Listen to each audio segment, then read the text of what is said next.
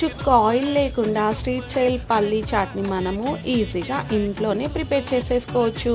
ఒక 1 అవర్ ముందుగా పల్లీలను నానబెట్టేసుకోవాలి. శుభ్రంగా కడిగి పెట్టుకొని తర్వాత వీటిని ఒక కుక్కర్ గిన్నెలోకి ట్రాన్స్ఫర్ చేసేసుకొని అవి మునిగేంత వరకు వాటర్ పోసేసుకొని తగినంత ఉప్పు వేసేసుకొని వీటిని 1 లేదా 2 విజిల్స్ వచ్చేసాక స్టీమింగ్ అంతా పోయాక మనం ఓన్లీ పల్లీని ఇలా మిక్సింగ్ బౌల్లోకి ట్రాన్స్ఫర్ చేసేసుకోవాలి.